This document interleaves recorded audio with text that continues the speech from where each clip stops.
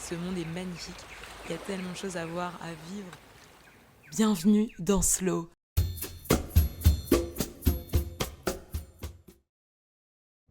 Faire un vlog. On prend le bus avec des meubles, des sacs de riz, des sacs à dos et des gens. Là c'est moi, là c'est un meuble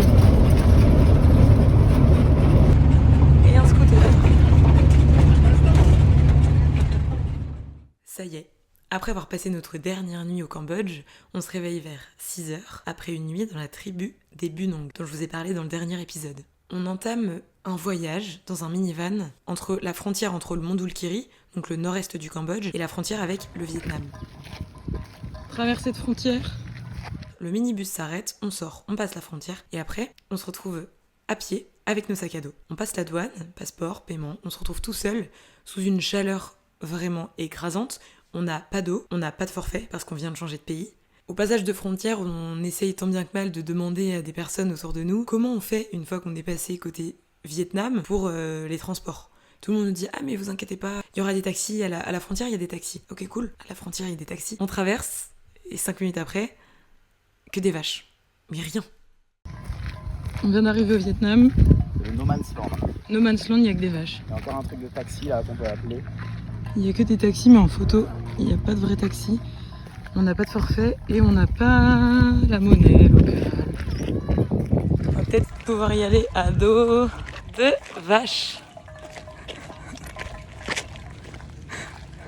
S'ensuit alors la première mésaventure du Vietnam. Il y a tellement rien, à part des panneaux avec écrit taxi, taxi, mais on n'a pas de forfait, donc en fait on peut pas les appeler.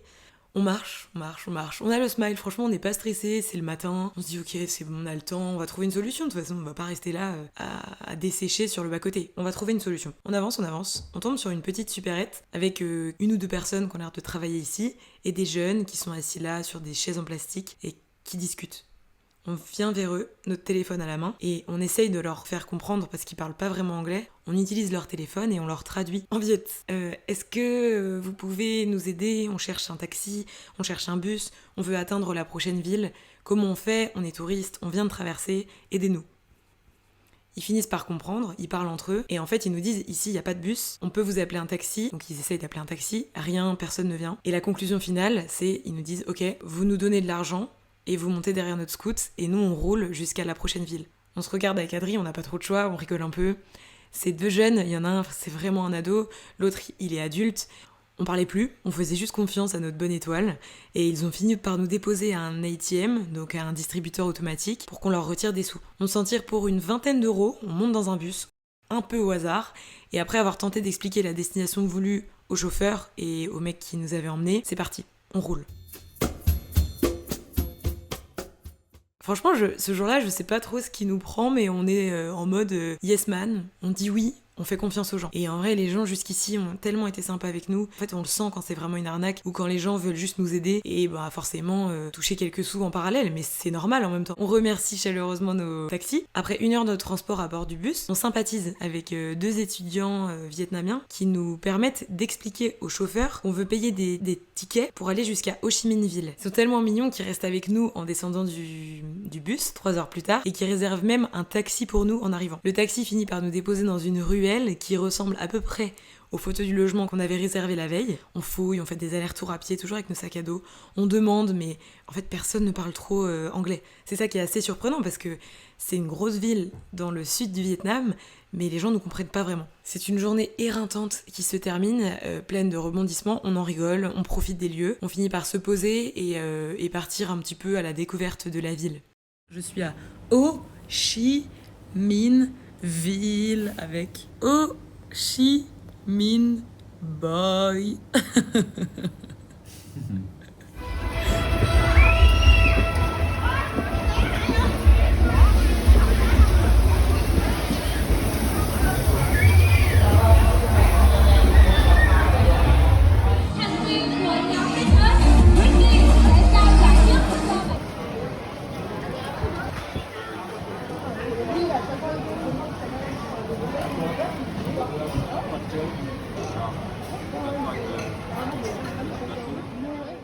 Pendant les quelques jours à Ho Chi Minh, on en a profité pour aller découvrir le musée des vestiges de la guerre du Vietnam. Ici, on fait face encore une fois à l'horreur absolue dont est capable l'être humain. Les photos qui sont exposées dans le musée, elles sont issues de journalistes qui étaient reporters de guerre et qui ont pour la plupart péri sur place. Leur pellicule a souvent été retrouvée. Et donc les clichés sont assez uniques, mais ils sont surtout d'une violence inouïe. Pour vous dire, moi j'ai vraiment eu du mal à rester très longtemps dans certaines pièces. J'ai même eu des images que je crois que j'aurais préféré ne pas voir. Je suis ressortie avec la nausée. Je vais pas vous refaire l'histoire de la guerre du Vietnam, mais ce conflit nous a laissé sans voix, une fois de plus. Et en fait, on peut à chaque fois pas s'empêcher de faire un parallèle avec l'actualité mondiale. C'est juste terrible en fait. Si l'histoire de la guerre du Vietnam vous intéresse, je vous mettrai des liens sous le podcast pour creuser un petit peu plus sur l'histoire. La France a une responsabilité dans la guerre du Vietnam et donc en tant que Français, au début de notre voyage de plus d'1 mois au Vietnam, on trouvait ça intéressant aussi de comprendre qu'est-ce qui s'est passé en fait, quelle est la responsabilité des Français qui est restée de cette guerre. Parce qu'en fait, il y a une sorte de patrimoine français au Vietnam qui est issu de cette période. Mais d'un côté, quand on dit qu'on est Français au Vietnam depuis qu'on est arrivé, les gens sont trop contents. Ils aiment la France, ils aiment Paris, ils connaissent quelques mots français. Il y a même des anciens qui ont connu la guerre qui parlent un petit peu français. Tout au long des épisodes dont je vais vous parler justement au Vietnam, il y aura des petites allusions à des références françaises. Et ça nous surprenait au début parce que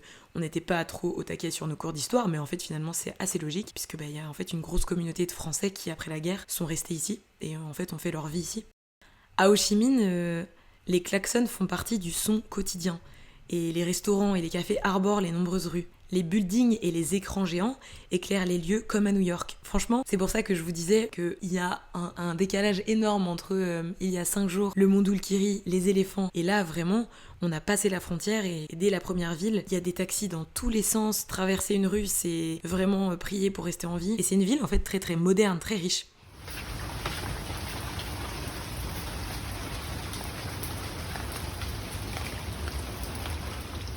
Nous voilà ensuite arrivés au delta du Mekong. C'est un peu plus haut, mais ça reste dans le Vietnam Sud. Cette sieste qui m'attend au bord du Mekong. Il a plu tellement que l'eau elle a grave monté. Quand on est arrivé tout à l'heure, mon pote, il pleuvait, mais un truc de ouf. Et regardez, mon chien préféré, il y en a genre au moins 5-6. Mon préféré, c'est lui. Bonjour. Et toi, tu te mets sur le dos et t'es trop mignon. Regardez comme il est trop chou.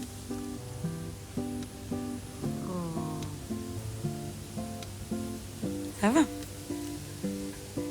C'est bon, c'est fini. Tu peux jouer avec ton os. Le lieu où on décide de poser nos sacs à dos, c'est Bến Tre, un havre de paix au milieu de l'eau et des cocotiers. Le logement donne accès à des vélos. En vrai, c'est la slow life absolue. On passe nos journées à lire au bord du Mekong, à faire du kayak pour découvrir les environs.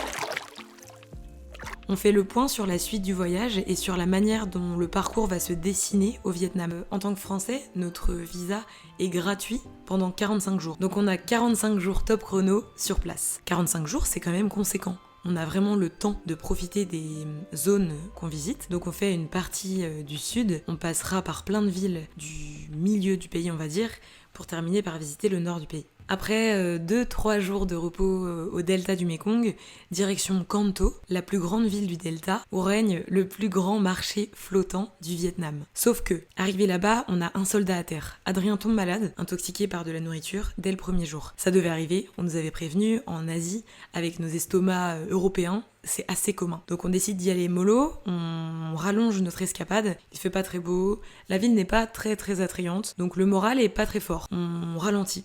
Encore plus. On prend 2 jours off dans notre voyage pour se remettre sur pied.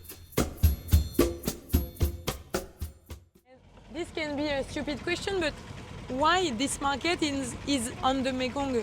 Like, why is it floating? Alors voilà, on a trouvé un guide sur place qui nous a embarqués à 5h30 sur son bateau pour nous emmener au milieu du marché et pour qu'on puisse découvrir l'ambiance du lieu, goûter à des nouilles, les nouilles du marché flottant de Cai Rang, et pour nous expliquer un petit peu l'histoire du lieu. Il est lui-même issu d'une famille de pêcheurs, donc il s'y connaît très bien, et il nous parle en anglais, il nous explique un petit peu l'effervescence, le pourquoi du comment. La première question que je lui pose, c'est pourquoi concrètement ce marché il est flottant? Pourquoi il est sur l'eau? Il m'explique qu'avant, les agriculteurs avaient besoin de vendre vite, de sortir de leur terre rapidement et de vendre facilement. L'idée, c'était de ne pas payer de terre ou de louer un loyer pour avoir un magasin. Sur terre, il faut avoir une maison, il faut louer un local, il faut louer un scooter, une voiture. C'est difficile. Vendre sur la rivière, c'est beaucoup plus facile pour les fermiers. Tu viens en bateau et tu repars en bateau.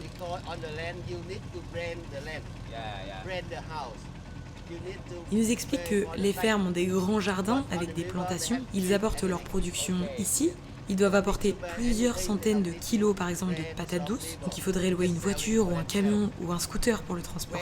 Ça demande du coût et de l'énergie. Quand ils vendent sur terre, ils nous expliquent qu'il faut 1 à 2 semaines pour faire parvenir la marchandise. Mais en vrai, en faisant des recherches, ça c'était surtout autrefois. Ce marché, historiquement, il est connu pour sa grandeur et sa beauté. Des dizaines d'embarcations agglutinées, remplies de mets, de légumes, de viande, de poissons, de fruits. Il y a des vendeurs qui sont présents tous les jours de l'année, peu importe la météo, des cuisinières et des cuisiniers hors pair qui servent des soupes de noodles, le tout concocté sur leur propre bateau dans des grandes marmites. Et puis finalement, pour être entouré de touristes, à bord d'embarcations, venus découvrir l'effervescence du marché. Sauf qu'en fait, l'effervescence, elle est plus vraiment d'actualité. Pour reconnaître ce que les gens vendent, il y a un stick en bois et tout en haut du stick, il y a le légume ou le fruit ou la viande qui est accroché. For now, they are closed. They are closed. No, you just wait for the business coming to buy it. Ah, You see, with the small boat, they buy from the big boat. And after that, they bring to the land market, another market, for we sell again. okay. The business starts at what hour? They start from 6 a.m. right now Okay. until for holiday. But just busy from 6 a.m. to 10 a.m. Okay. And afternoon they have to sell, but not so busy. Okay. Yes, because every business they need to go early for to take the food and vegetable for another market. Mes recherches aujourd'hui avec du recul m'ont fait comprendre, et notre guide le disait aussi, que le Covid a vraiment impacté les acheteurs. Finalement, maintenant, il y a des ponts qui ont facilité en fait les échanges par camion plutôt que par bateau. On sent que l'âme du marché s'est un petit peu évaporée. Les vendeurs eux-mêmes semblent patienter infiniment à bord de leur bateau. Les retours que j'ai lus sur les blogs sont souvent les mêmes. Ce marché n'est plus ce qu'il était, malheureusement. Pourtant, historiquement, on parle vraiment de centaines de bateaux qui se rassemblaient à l'aube, de familles de pêcheurs et d'agriculteurs qui vivent à bord de leur embarcation. Leur maison, c'est leur business, ils naviguent sur le Mékong. Ce marché au gros permettait vraiment de fournir les restaurants aux alentours, qui sont très nombreux et très variés.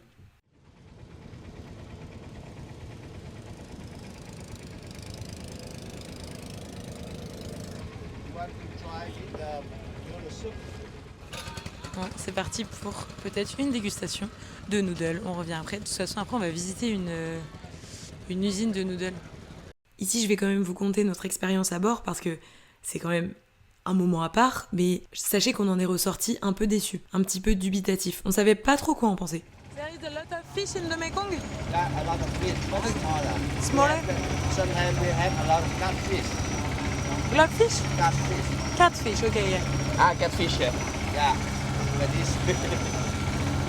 Is it good? Yeah, they sell a lot of money. They get a lot of money. Okay. And do you fish too? Yeah, my family is fishing from. Okay. Because at night, a lot of fish go outside fishing for to get the fish. Yeah. When the sun coming, the fish go everywhere for sleeping. En faisant des recherches, j'ai trouvé des articles qui expliquaient que les rives du marché flottant sont actuellement en travaux depuis plusieurs années et que donc le niveau a été rehaussé, ce qui rend finalement le déchargement de marchandises moins évident. Donc tout ça, ça explique pourquoi entre la pandémie, la création de nouveaux ponts, donc la fluidification du trafic terrestre, le rehaussement des rives, tout ça, ça explique pourquoi aujourd'hui, finalement, la solution de vendre directement sur l'eau, c'est pas forcément ce qui est le plus simple et le moins cher. Dans le prochain épisode, cap sur l'un de mes spots favoris du Vietnam. On va à Dalat, la petite Paris, connue pour être la ville la plus romantique du Vietnam. Ici, il y a des gens du monde entier qui viennent faire leur demande en mariage. C'est pour dire. À la semaine prochaine! Merci d'avoir voyagé avec moi. Si cet épisode t'a touché, fais-le voyager à ton tour.